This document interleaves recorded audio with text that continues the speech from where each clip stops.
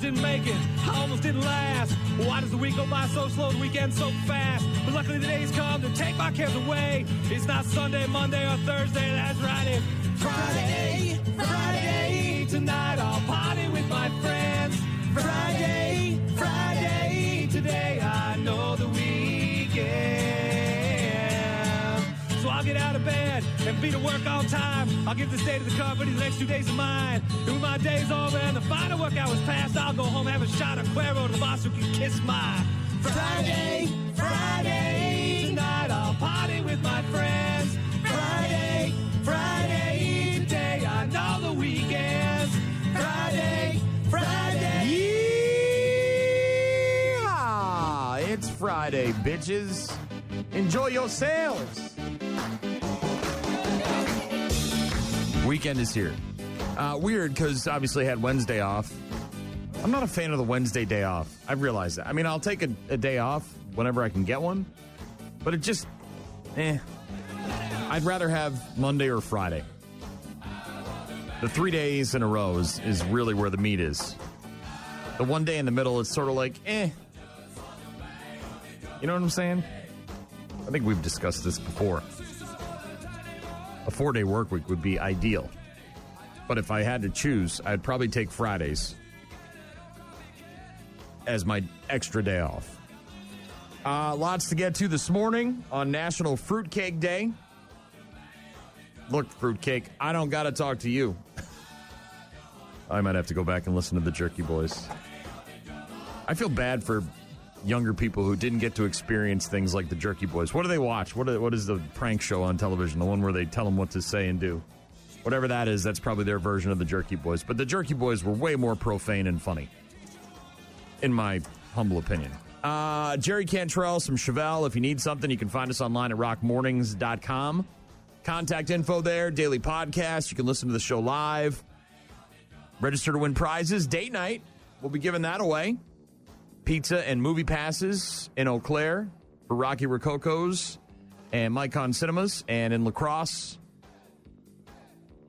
Saxon Hall in Brownsville, hooking you up with the pizza and beer, and then Marcus Cinema on Ward Ave, hooking you up with the movie passes. So sign up for that at our website, rockmornings.com.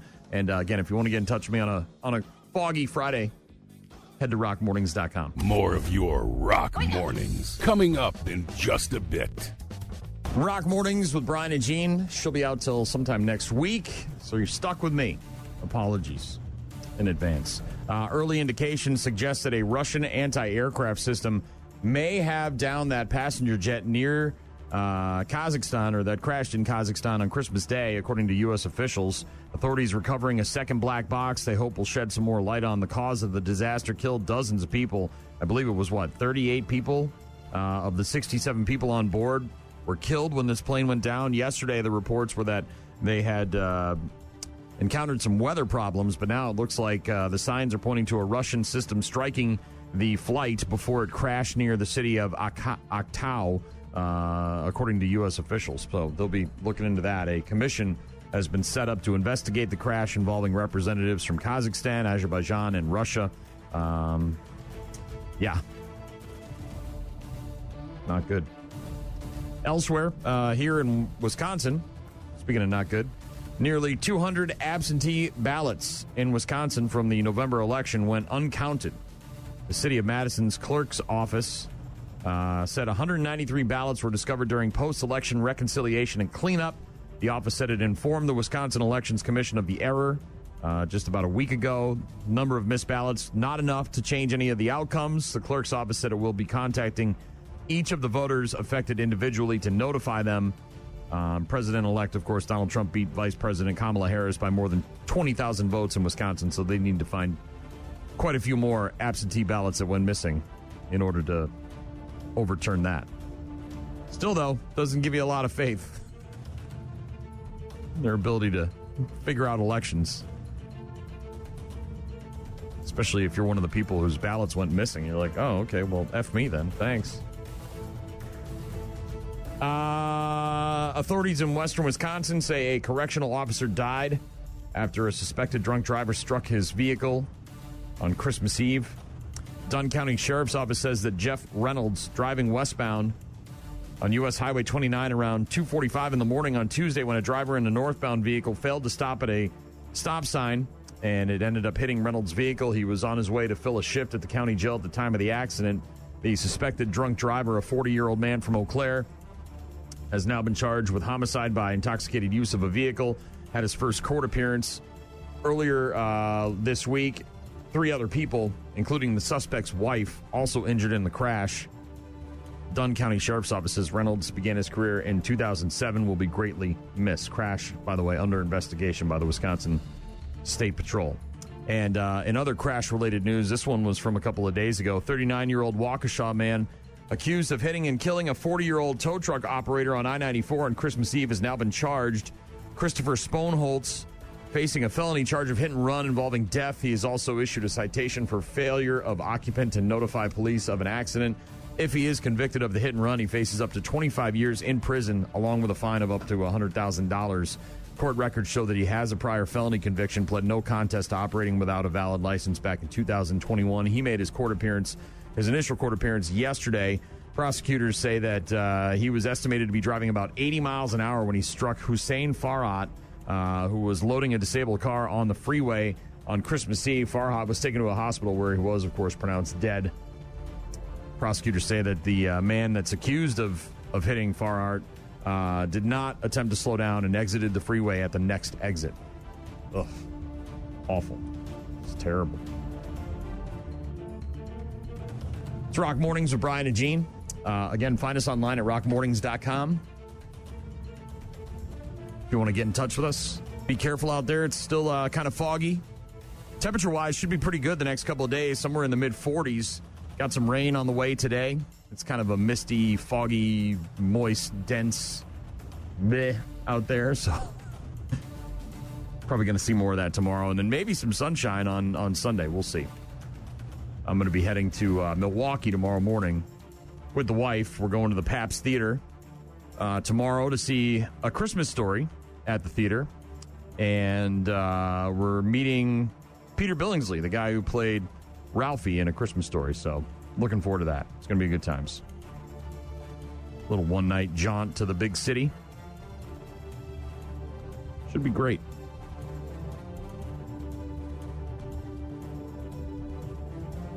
Music from Chevelle in just a couple of minutes. Word is they're working on some new stuff. Right now, it's Jerry Cantrell. Rock Mornings. On air, online, on the app.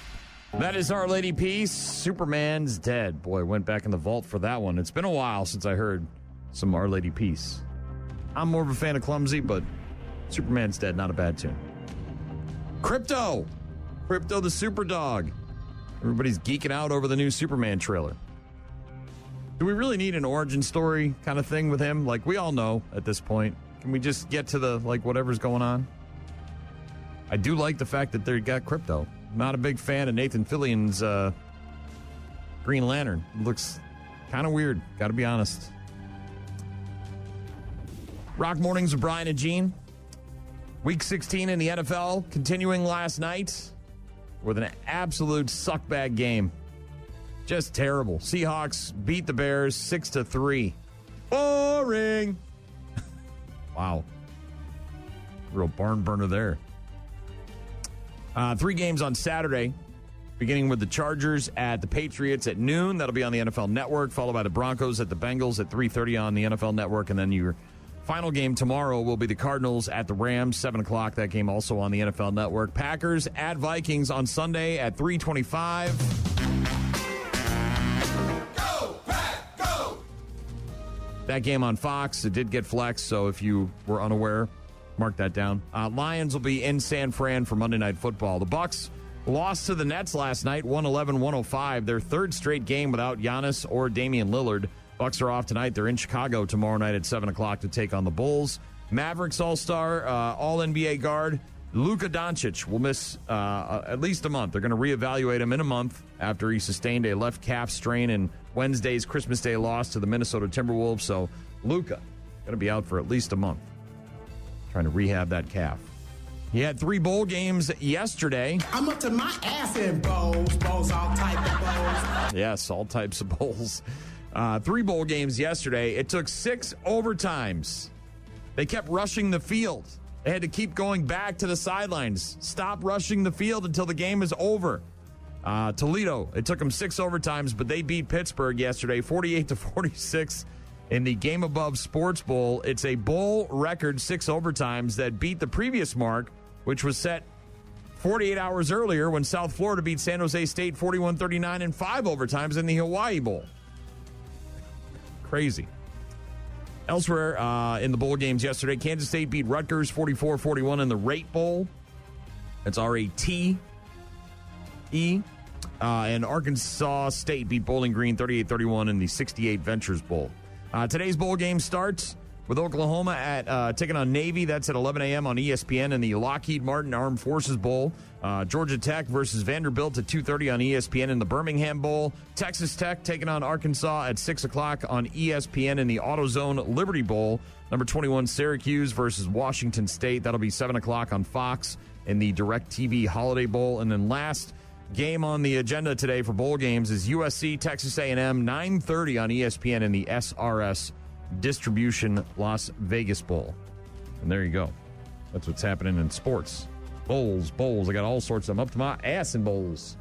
We'll get to some Metallica in a bit. And just like Jim, who's kicking ass and taking names in Kuwait, if you need anything, find us online at rockmornings.com. Jim said that he hopes everyone had a good Christmas. The tension over there is getting rough. I'm sure that in Kuwait it's very sketchy right now with all that stuff going on. He said he had a scorpion in his boot Christmas morning. Ugh. No thanks. You guys sleep with like a net around you, right? So they don't get on your face. That's one nice thing about living in cold climates. You don't got to worry about creepy crawlies like that in the middle of winter. Again, that Metallica in just a bit. Rock Mornings with Brian, Gene, and Shaw.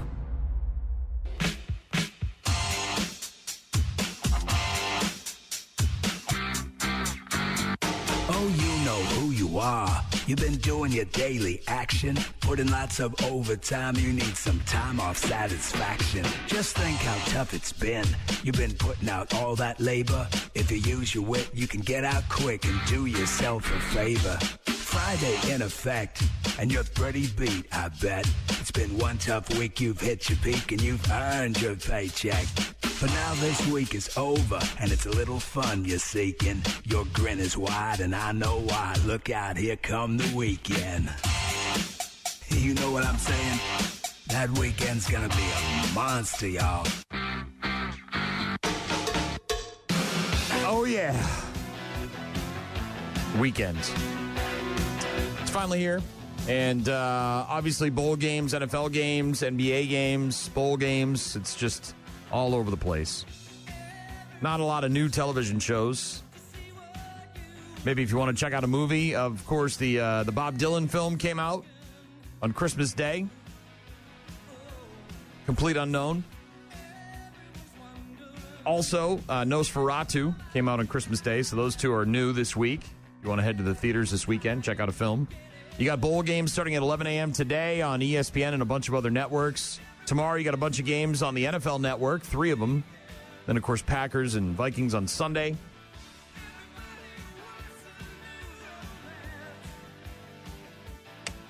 Not a whole lot. CBS tonight has got a Grammy Greats, the stories behind the songs special. That's about it. That's new on television tonight in terms of the major networks. But lots of holiday specials and movies still being shown on all sorts of different channels. I know that they've got a bunch of Christmas movies on AMC, including Christmas Vacation. Don't know what's Chevy Chase fall off a ladder.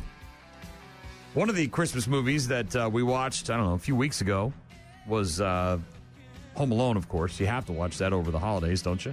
It's kind of a must watch. And one of the questions that people have always had about Home Alone is, what did the dad do to be able to afford such a beautiful, huge house? And then, of course, all of the expenditures that they make throughout the movies. People always wondering, what did the dad do? You guys give up, or you're thirsty for more? Recent interview, the film's director, Christopher Columbus, no, not that guy, the other guy, answered one of the questions, of course, about the film that a lot of people ask. What did the dad do? He said, back then, John and I had a conversation about it, and we decided on what the jobs were. We thought that the mother at the time, because we used mannequins in the basement, she was a very successful fashion designer. The father could have, based on John Hughes' own experience, worked in advertising, but I don't remember what the father did. The father. So apparently the dad in Home Alone was a successful advertiser, and the mother was a successful fashion designer. They had all those mannequins in the basement that Kevin, of course, would go on to use to confuse the burglars, the wet bandits, before they would eventually make their way into the house. Yeah.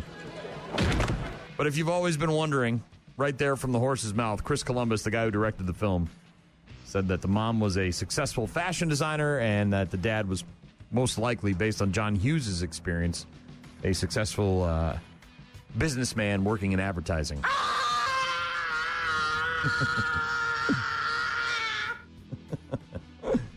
Home Alone.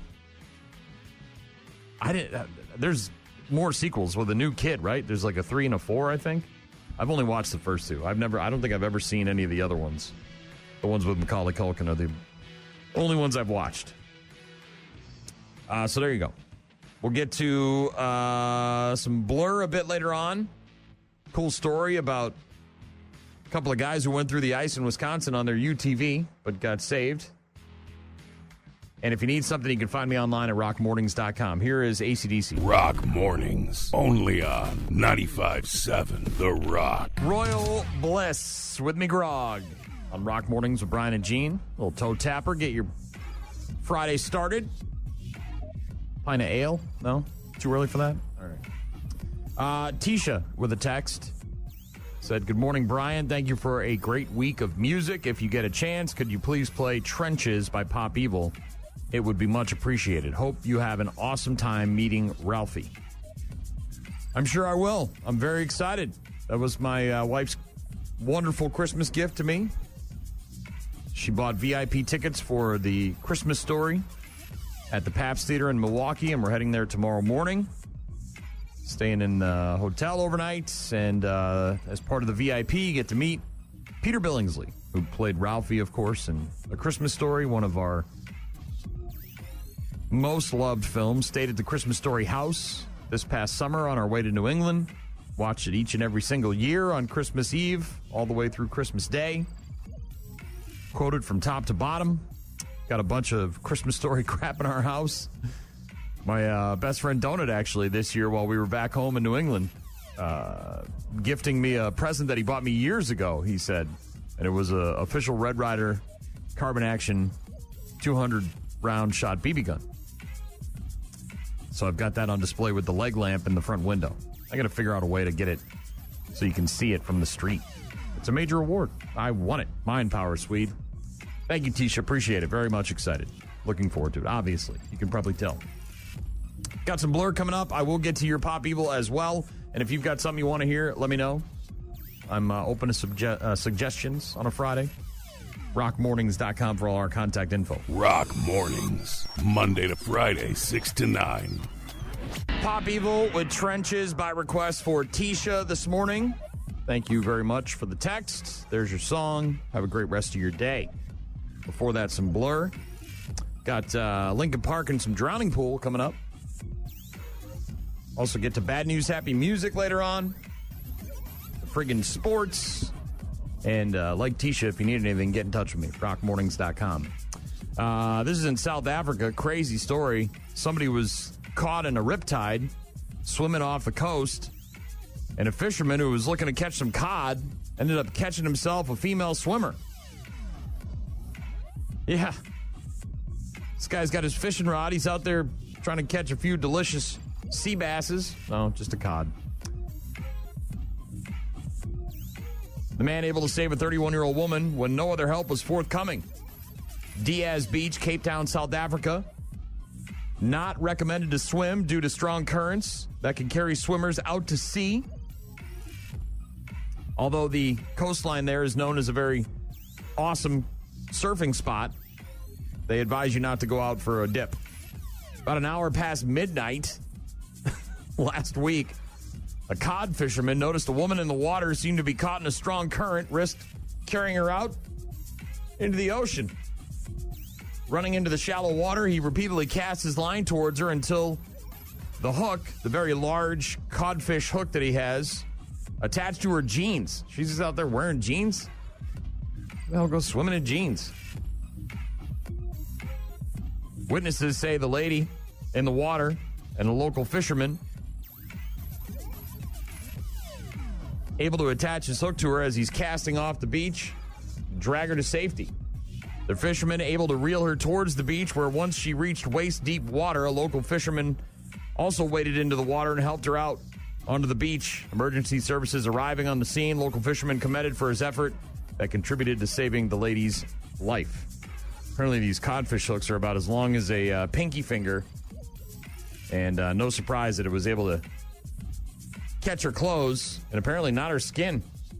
Yeah, she had, other than being maybe embarrassed and a little bit tired, she had no injuries. Oh, Max. I can see the beauty in this now. See it? Yes, the lure. No, the fight. Oh, the bite. Wait till I show the guys. The catch. What a cat. And then the release. The release. No release. What release? There's no release. Oh, yes, it's beautiful. No, Ann Margaret, you don't release. Come on now. All's well that ends well. You're just out there trying to catch some fish for your family. Big ass hook. This lady's out there swimming in jeans. I guess she went a little too deep while she was maybe putting her feet in the water, and next thing you know, zoop. Elsewhere, speaking of water, frozen water, this is in Wisconsin. 2 men rescued after their UTV fell through the ice on Christmas just 2 days ago.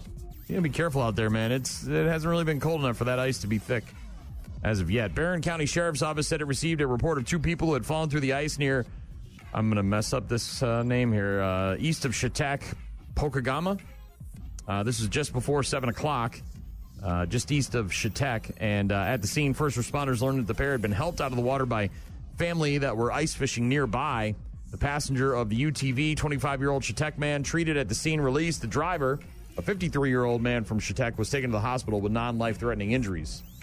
Sheriff's Office in a Facebook post said, with warmer temps this week, please check the ice conditions, even if you are familiar with the lake. Same situation, all is up well that ends well. Able to get out of there thanks to some fishermen. These fishermen are saving everybody's life. That drowning pool is coming up, so is Lincoln Park. Stick around. Rock Mornings with Brian, Gene, and Shaw. Rock Mornings with Brian and Jean. Again, she's out this week. She'll be back, I think, on Thursday of next week after the new year. Wife and I are probably just going to do a very nice dinner at home with some steaks, a nice bottle of champagne, and I'll be in bed by like 8 o'clock. I'm not much for staying up till midnight. I don't know. My wife likes to watch all the stuff on TV, the Dick Clark Rockin' New Year's Eve or whatever it is. So she'll stay up and watch that, see the ball drop, and I'll be sleeping, snoozing away. Dictionary.com, word of the year is demure. Go figure. End of the year, we start taking a look back at 2024, and Dictionary.com announcing just a few days ago that their word of 2024 is demure, which became popular, of course, earlier this year. The woman on TikTok talking about dressing up for a job interview, right? They picked it over viral sensations like brat, as in brat summer. Also brain rot, which is the inability to think clearly caused by an excessive consumption of low-quality online content. Yeah, which is pretty much all online content. Dictionary.com said demure had a meteoric rise in usage this year, especially during the summer. It was up 1,200% between January and August. Holy moly. Dictionary.com naming a word of the year every year, including last year where it was hallucinate. Reference to the rise of chatbots and AI that often derail and spur misinformation. Gotta watch out for those Terminators. But yeah, the word of the year, according to Dictionary.com, is demure. Other than saying it on the radio for these reports and whatnot, I don't think I've ever said that word in my life. Maybe once, like in English class at some point. but it's certainly not a word I use on a regular basis. Drowning pool in a couple of minutes. Right now, bad guy falling in reverse. Rock Mornings on 95.7 The Rock. Rock Mornings with Drowning Pool and Step Up. There's one I haven't heard in a while. Here's one I've heard recently. The Bears still suck. Not that the Seahawks were much better last night, but they did get a 6-3 win in a real barn burner on Thursday Night Football. Yay. Ugh. 3 games tomorrow. Chargers, Patriots, noon, NFL Network. Broncos, Bengals, 3:30 on the NFL Network. And then Cardinals, Rams, 7 o'clock, again on the NFL Network. Packers will be at the Vikings Sunday at 3:25. That game got flexed, and the Lions will be in San Fran on Monday Night Football. The Bears still suck. The Bears still suck. The Bears still suck. The Bears still suck. Bowl games today starting at 11 a.m. on ESPN. The Lockheed Martin Armed Forces Bowl. Birmingham Bowl on ESPN at 2:30. Then you've got Texas Tech and Arkansas, 6 o'clock on ESPN. AutoZone Liberty Bowl. Syracuse and Washington State. That game will be on Fox at 7 o'clock tonight. The DirecTV Holiday Bowl. And then, of course, you got a late night bowl, 9:30 start on ESPN for USC and Texas A&M. Netflix, by the way, very popular on Christmas Day. I know LeBron says that the NBA owns Christmas, but take a look at the numbers, brah. The numbers don't lie. More people watch the NFL than the NBA. Netflix setting records as the most streamed NFL games in U.S. history, while the NBA had a very good holiday number as well. Their best in 5 years, according to Nielsen. NFL and Nielsen said 65 million U.S. viewers tuned in for at least 1 minute of one of the 2 NFL games. The Baltimore Ravens, 31-2 win over the Houston Texans, averaged 24.3 million people. The Kansas City Chiefs, 29-10 win over the Pittsburgh Steelers, averaged 24.1 million, according to early viewer figures released by Nielsen yesterday. The NBA's 5-game slate averaged about 5.25 million viewers per game across ABC, ESPN, and their platforms, according to the NBA and Nielsen. So, yeah, they lapped you. The NFL lapped you. No big surprise there. These games on Netflix will continue. No doubt about that one. Elsewhere on the ice in hockey, the Detroit Red Wings have fired their head coach, Derek Lalonde, and named Todd McClellan as his replacement. The move comes with the Red Wings on a 3-game skid, having lost 9 of their last 12. They're 13-17-4 this season, and the only team worse than them is the very lowly Buffalo Sabres in the Eastern Conference, who did get a win last night. Sports on Rock Mornings with Brian and Gene. The Bears. That gets in your head, man. That's an earworm. Got a text from Chris in Alabama. Wants to hear some Twisted Transistor from Korn. I can get to that here in just a bit. If you need something, find us online, rockmornings.com. Rock Mornings with Brian, Gene, and Shaw. Please enter your new password. Okay. Duckies. Sorry, your password must contain at least 8 characters. Rubber duckies. Sorry, your password must contain 1 numerical character. 20 rubber duckies. Sorry, the password cannot have blank spaces. 20 stupid rubber duckies. Sorry, the password must contain at least 1 uppercase character. 20 stupid rubber duckies I'm about to stick up your butt. Sorry, the password cannot use more than 1 uppercase character consecutively. Okay, now I'm really getting pissed. How about 20 stupid rubber duckies that I'm about to stick up your butt if you don't give me my new password? I'm sorry, that password is already in use. Oh, no! Please start over. Yeah, that was me yesterday. I tried to restart the computer in here, and the engineers must have changed it or something, and now you got to have a password, and I'm like, uh-oh. How am I going to get the station running again? Yeah, that was a fun call at 4 a.m. to the boss. Yeah, hey, I can't get in touch with the engineers. What's the password for the computer in the studio? Well, you got to submit a trouble ticket. Blah, blah, blah, blah, blah. Ugh. I miss the good old days. You could just call them at 4 in the morning and they'd begrudgingly wake up and take care of your problem on the phone. All this trouble ticket crap. Passwords, though, obviously a big problem for a lot of people. The more and more we spend online, more time and more websites and apps and everything else. Got to have a password for everything. It's tough to remember it all. I think most of us, it's pretty safe to assume, most of us use either the same password or some variation of it on most of the websites and apps that we tend to download and visit. So that way it's easier to remember. I know I do. Obviously, some websites have a little higher need for security with capital letters and numbers and characters, and it's got to be X amount of digits and this and that and the other thing. But 62% of people, recent survey said that 62% of people are overwhelmed by too many passwords and logins. Yeah, count me in. The worst is like, you know, a lot of websites, Facebook and whatever, they remember the password for you right there. You hit the save, but then sometimes you go back and it's like, dude, I set that password like a year ago. How am I supposed to remember it? A lot of people are also worried about managing too many passwords, accounts, and logins. 85% of people in a survey think it's worth having that stress to some degree because they believe they're more secure. 64% of people feel confident in their cybersecurity knowledge. Yeah, obviously having Google Password Manager is nice. I know there's other things out there that do that. One of the engineers who used to work here, he wrote it down in paper and kept it in his wallet. He had a little card. He showed it to me.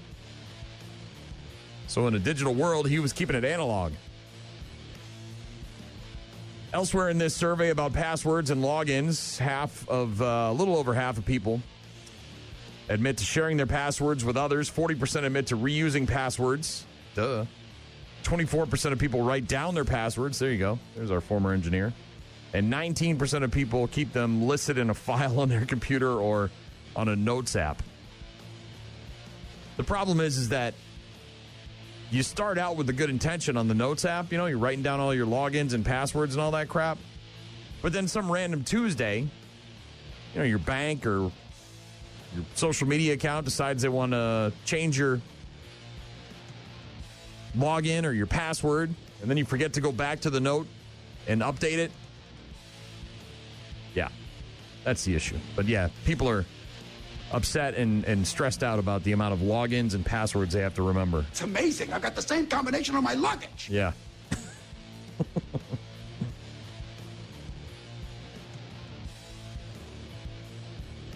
I tried the Notes app thing. It just didn't work. If I can't find it on Google Password Manager, then I'm screwed. Big time. Going to get to that requested corn for Chris in Alabama in just a bit. Again, lights on as you're headed out this morning. Foggy. Not as bad as it was yesterday, but it is foggy, and we are expecting some rain. 44-ish for a high today. Right now it's Bush, Machine Head. Rock mornings on your rock station. Alice in Chains, Them Bones. Black Label Society before that. And some Firehouse in just a couple minutes. Got a couple of requests. Paul texted in, said, Firehouse Friday. I said, hell yeah. Also got a text from Leah with the last name. She said, hey, Brian, this is Leah with the last name, if you remember me. Wondering if you could play some Firehouse. Hope you have a good day. I'll have a good day when I get out of here and go home and take a nap. Your boy's tired.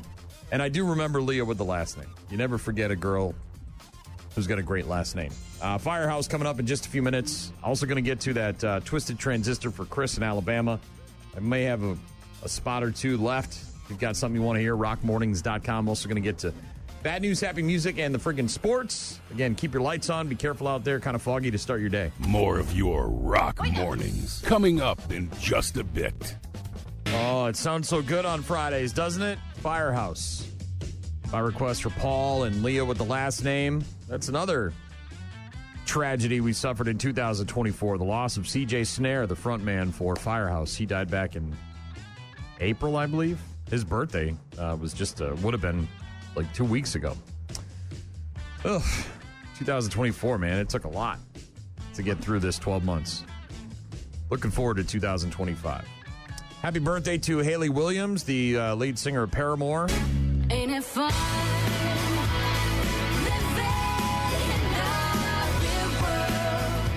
She's 36 today, Hayley Williams. 36 years young, born on this day in 1988. Timothée Chalamet is 29. He, of course, plays Bob Dylan in that new Bob Dylan film, Complete Unknown. Bill Goldberg, born on this day in 1966. You're next. Yeah. The spear, the vicious spear of Bill Goldberg. He's 58 today. David Knopfler of Dire Straits is 72. Born on this day in 1952. This reminds me of Guitar Hero. David Knopfler, born on this day in 1952. Also born on this day in 1975. She died in 1988. Heather O'Rourke. You, of course, remember her as Carol Ann from Poltergeist. They're here. She had some kind of weird disease that killed her. Something about, it was almost like sepsis, I think. China, Joni Laurer. Born on this day in 1969. She died in 2016. And 2024, another death. I think we mentioned it yesterday when we were talking about celebrity deaths in 2024. John Amos, born on this day in 1939. He died earlier this year. He, of course, was in Die Hard 2 with Bruce Willis. Jeez, McClane, you all right? You want a medic? McClane, what the hell you think you're doing out there? I'm playing John Wayne. How'd you like to spend the rest of the night in his cell? Lorenzo, shut the up and do something useful. Go seal off the street. Hey, you can't talk to me like that. Oh, no, Carmine? Sergeant, get this bureaucrat out of Mr. McClane's face now. Hell yeah. John Amos. Then he turned out to be a bad guy. He, of course, born on this day in 1939, also was in Coming to America, the McDowells. See, they're McDonald's.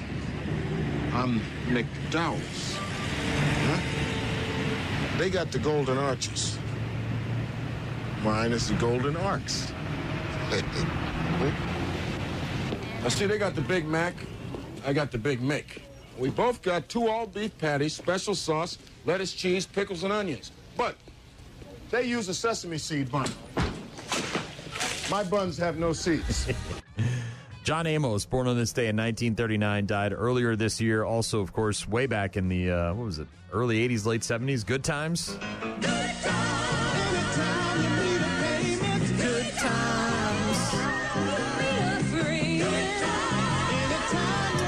John Amos, born on this day in 1939. He died, again, earlier this year. 1979, December 27th, the Pretenders released their debut album, their self-titled debut album, featuring their mega hit, Brass and Pocket. So make you notice. Go use my arm. Go use my lips. Yeah. Pretenders dropping their self-titled debut album on this day in 1979. 2016, Carrie Fisher died at the age of 60, Princess Leia. Help me, Obi-Wan Kenobi. You're my only hope. Also on this day in 2019, the legendary radio host or radio voice Don Imus died at the age of 79. He had complications from lung disease. And Herb Kohl, American businessman, the Kohl's department stores, obviously, Milwaukee Bucks, former U.S. Senator from Wisconsin. He died on this day last year, 2023, at the age of 88. So there you go. Stuff that happened on this day in history, along with some birthdays. Going to get to that requested corn in just a bit. Also got the bad news with happy music coming up, so stick around. Rock Mornings. On air, online, on the app. Rock Mornings, Brian and Gene. Foggy start to the day. Lights on. Please be careful. 44 for a high. Some rain later on. As I was talking about the father from Home Alone, the director of the movie, Chris Columbus, in an interview recently, finally revealed what the dad did to earn so much money to have that beautiful house and all the, stuff that he had to pay for over the course of the two films, right? Like, that's a hefty sum of money. And in this interview, the director of the movie said that he was likely a very successful businessman working in advertising, whereas the mom had a successful career in fashion design. That's why all the mannequins were in the basement. And while I was reading that article, I saw another article that asked the question, which Home Alone booby trap do you think would hurt the most? And there were several of them. Every time I see the nail go into Daniel Stern's foot on the steps coming upstairs with this, that one, I'm not saying it would hurt the worst. Probably, obviously, getting burned on your hand or on your head, or maybe the iron to the face. But that nail one, that always gives me the cringes. But there's several different articles. Obviously, the heated doorknob. Anytime you're going to get an imprint of a letter. Probably not good. Gets to stuff it right in the snow, though. The ornaments, At that point, aren't his feet covered with the goop from downstairs? Right? When he comes through the window and the ornaments there by the tree? Because he ends up in the basement, then he leaves the basement, and he comes into the house. I don't know, paint can to the face, swinging from the banister. That's got to be pretty painful. But yeah, I think for me personally, it would have to be the nail. Every time I see that, I get phantom pain in my foot, where I experience what you would probably go through. Ugh. Yeah, and then he falls backwards all the way to the bottom of the staircase. Ugh. Onto the hard cement floor. All of it looks very painful, obviously. But for my money, it's probably the nail. The big, this was in the second one, I think, right? With the big iron, pipe when they were refurbishing the apartment there in New York City. And Kevin's, setting up the booby traps there and goes for the repeat with the paint cans. But this time around, he's got a big metal pipe. That would probably hurt really bad as well. And, of course, falling off that staircase through the floor, the hole in the floor, all the way to the basement. That might break your back. It's Rock Mornings with Brian and Gene. We've got some Pop Evil coming up in just a bit. Also got that requested corn for Chris in Alabama. Right now it's either Rock Mornings with Brian, Gene, and Shaw. That, of course, is corn with Twisted Transistor for Chris in Alabama. Texted in earlier. Also got a text from Zach talking about Home Alone, the booby traps. And he said that he watched a behind-the-scenes thing on YouTube yesterday about the booby traps. And he said the nail was a rubber nail. And when he steps on the ornaments, if you look closely, he's using rubber feet. But the spider scene was real. It was a real spider. Said everything in the first two films was real. No CGI. Yeah. Oh, I don't doubt that. Practical effects. But in real life, if I were to step on a nail, that might be the most painful one. For me, personally. Also got a text from Aaron who said that Silas is turning 18 today. His musical tastes have changed over the years. He apparently used to be Mom's little metalhead. Wants to hear some For Whom the Bell Tolls in Silas's honor on his 18th birthday. I'll get to that in just a bit. Happy birthday, Silas. But first, the friggin' sports. Brought to you by Mookie Betts. Still really pissed about that whole Yankee fan thing. These two douchebags. I don't know if you remember these guys. Game 4, Dodgers outfielder Mookie Betts trying to catch a fly ball in right field territory at Yankee Stadium. These two idiots reached over. One of them had his hand in Mookie's glove trying to rip the ball out. Other guy grabbing his wrist to prevent him from pulling the glove and the ball away. Umpires called fan interference. I'm sure you remember this if you're a fan of baseball. Awarded the Betts the out, and then the two guys ended up getting escorted out of the ballpark, and I think Major League Baseball made a call to the Yankees because originally they were talking about that they were going to be going to the game, the next game, Game 5, but Major League Baseball banned them. The Yankees did. After the game, which was, late October? Maybe early November? Mookie Betts said, "I've never seen anything like that." Kept it civil. Now, Mookie Betts a little more candid in his response to a question asked on a special that's airing on Peacock hosted by Kevin Hart and Kenan Thompson, called Back That Year Up 2024. Mookie Betts said, I would really say F you guys. I get them trying to get the ball, cool, but like you tried to grab my bleep. I was in the moment, so I thought about throwing a ball at them, and then I realized, Mook, you ain't got to do bleep. Go back to right field.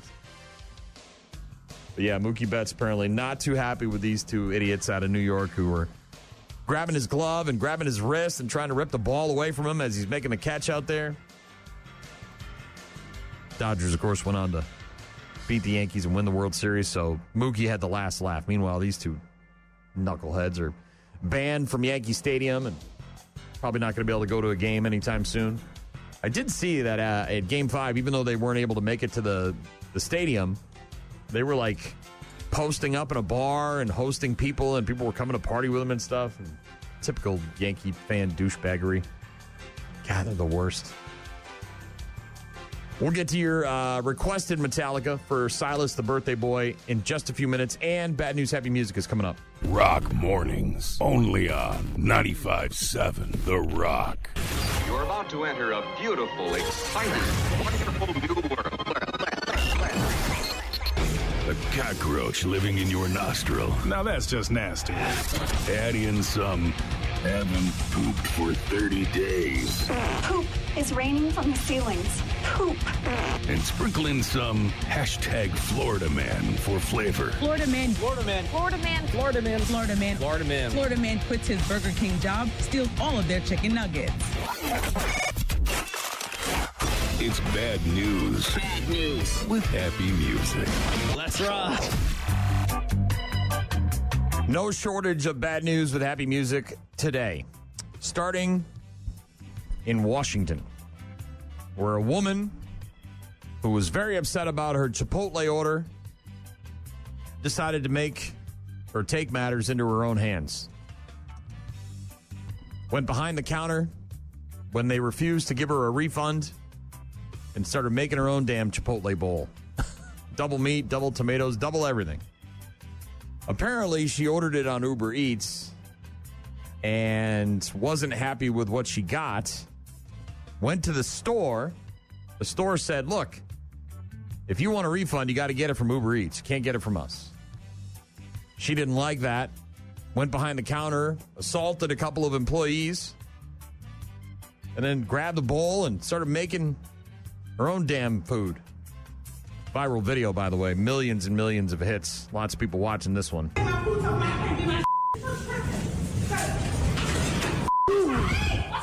I'm not saying what I did was right, and I'm not saying what I did was wrong. But I feel like I wasn't wrong to a certain extent. She claims her Chipotle order from Uber Eats was missing chicken and condiments. She says she walked to the store and asked for a refund. Employees explained refunds are issued by Uber. She then asked them to remake her bowl instead, and they refused, claiming her ticket did not say double meat. She claims they took her original order and refused to give it back. That's when she went behind the counter to make her own burrito bowls. She claims she was assaulted first by the male employees. I was mad, upset, but to me, I'm a man. I can't hit a female.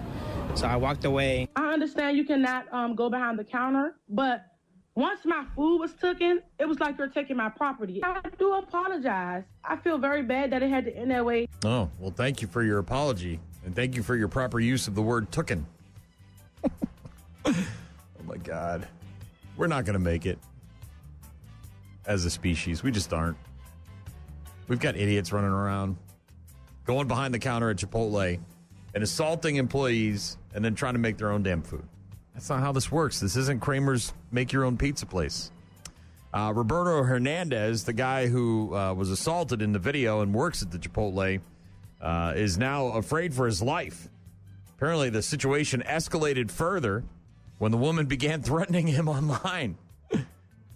He was telling reporters that yesterday she was saying, I'm going to come back and stab them and all that. I was scared. She was scaring my coworkers and all that, too. Chipotle apparently going to file a police report. This woman's posted online. What a mess. Maybe don't go to Chipotle anymore. Maybe that. Maybe there's plenty of other spots to get food, right? Is there a Qdoba nearby? Is there a Taco Bell or a Taco John's or somewhere else you can go? She apparently wanted double meat, double tomatoes, double everything. You want to eat the meat out of my pocket? No, I do not, Gene. Thank you, though, for offering. I appreciate that. It's very nice of you. This is in Colorado. This is heinous. These people should be locked up forever and sterilized. I don't know. I don't get it. I don't get people who do this. I don't have kids. I made that decision because I know that I wouldn't want to have kids. I'm very comfortable living the life that I live. But this couple in Colorado dumped their baby off in the car seat in the median of a highway wearing nothing but a diaper in December in Colorado. We have learned a baby abandoned in the median of a busy Adams County street tested positive for having cocaine in its system. As part of the new details of a story that so many of you have shared online. Tonight, the report shares who found the child and what happened to his parents moments before someone discovered him strapped inside of his car seat in the middle of the street on Christmas. Oh, yeah, and I forgot. The baby tested positive for cocaine. Yeah. Right? 42-year-old father, 33-year-old mother arrested in Colorado for allegedly abandoning their newborn child on Christmas Day, leaving the infant wearing nothing but a diaper in a car seat on the median of the road. Yeah, right in the middle where all the cars are driving by. Jarvis Sims, Christina Thurman, taken into custody on Christmas Day. 1 count each of felony child abuse. The Adams County Sheriff's Office there in Colorado responding to a 911 call from someone who had seen an unattended baby in a car seat that had been left in the median of the road. Child was said to be wearing only a diaper, had been left sitting in a car seat / carrier. Upon arriving at the scene, first responders looked through the area in hopes of finding surveillance camera footage showing who left the child on the street or someone who may have been in the area at the time the baby was abandoned. Facebook post, sheriff also posting photographs of the car seat in which the child was found. The child had been taken from the seat before they put the photos up. Later on in the afternoon on Christmas, the sheriff's office said that they had been in contact with family members of the infant, continuing to investigate the circumstances of the abandonment, and that they would pursue criminal charges if deemed appropriate. Crazy. The judge, by the way, they went in front of a judge already, called the mother a danger to your son, adding that she posed both physical and emotional danger to the boy. Apparently, Thurman and Sims, the parents, arguing about her drinking alcohol and coming home late when Sims took the baby, put it out on the median, and then walked away. Thurman reportedly told police that instead of getting her son, she called her stepfather for a ride. Both defendants currently being held on $50,000 bonds. Unbelievable. Look at you. You have a baby in a bar. Yeah, this baby was in the median of the road. Oh, and it tested positive for cocaine. Cocaine's a hell of a drug. There's some real awesome human beings right there. Sterilize them, throw them in jail. I don't know. Hopefully that kid gets the help he needs, because that kid's going to have a rough life if he's stuck with these two people as his parents. On to the lighter side of things. A little less serious. An obese dog. And when I say obese, I mean obese. You got to see the pictures of Misha. They have nicknamed Misha Jabba the Mutt because Misha weighs more than 140 pounds. And she's not like a Great Dane, like one of these massive dogs. No. Had to go to fat camp for dogs. So big that Misha could barely get out of the car. If you watch the clip, you'll see that Misha has a really hard time. Oh, poor Misha. They got a harness on Misha. They got to like hold him up. Former guard dog. Apparently protecting a parking garage somewhere in Russia. At the time, he was 55 pounds, right? About average size for a dog of his breed. However, owners abandoned him. 2 women started feeding him scraps of food over the fence. And he would, of course, then balloon up to 144 pounds. You got to see this poor dog on the scale. I mean, it's massive. It looks like a swollen tick.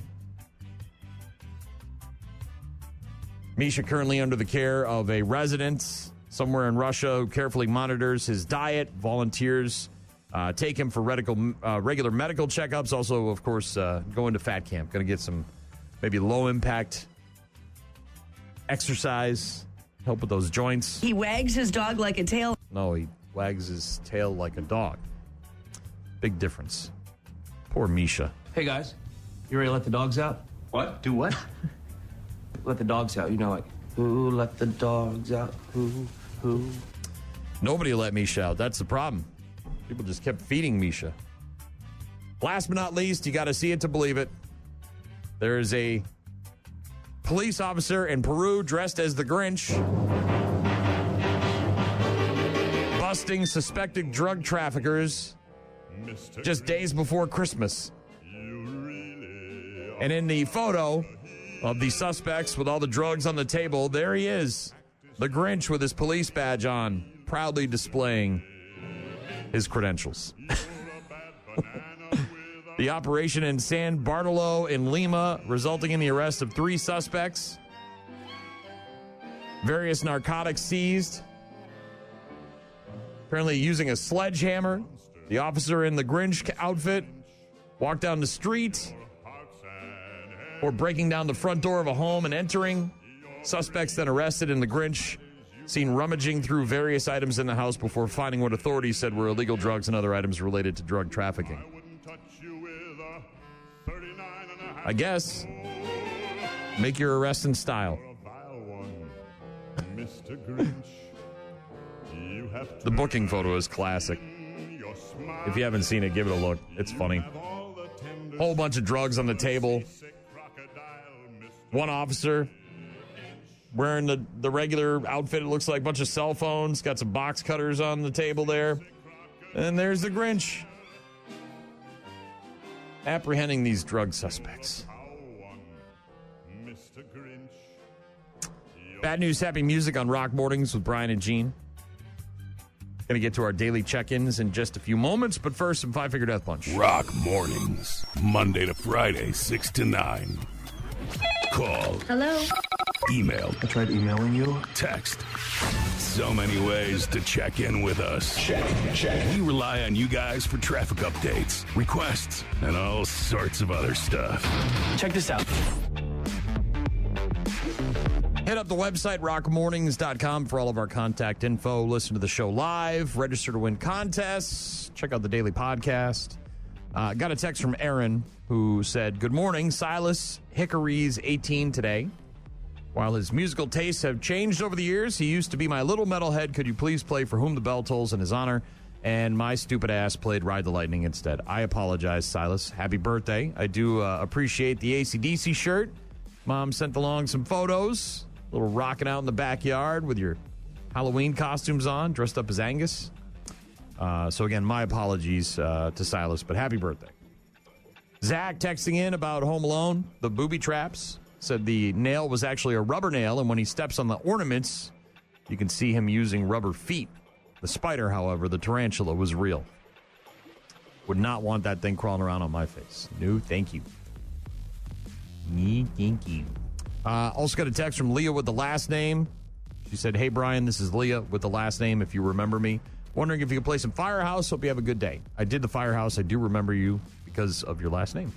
Paul wanted to hear some Firehouse as well, so I did that. Chris in Alabama wanted that Korn Twisted Transistor. Did that. Tisha wanted to hear some Pop Evil Trenches. Did that earlier. Thank you, Tisha. And Jim, listening in Kuwait, said, "Hope everybody has had a good Christmas. The tension over here is getting rough." I can only imagine with that whole plane crash thing. And yeah. Also, he said he had a scorpion in his boot on Christmas morning. Would not want to step into those boots. Scary. Thank you for all the correspondence. Good to hear from you guys. Hopefully you have a great weekend. Enjoy the next couple of days. Going to be mild, temperature-wise, in the mid-40s. Kind of cloudy, kind of rainy, kind of meh. I'm going to be heading to Milwaukee tomorrow with the wife. Can't wait. Very excited going to see A Christmas Story at the Pabst Theater and meet Peter Billingsley, who played Ralphie in A Christmas Story. Of course, was also an elf. Bunch of other stuff, but yeah, most widely known as Ralphie from A Christmas Story. So I'll talk to you guys on Monday. Have a great weekend.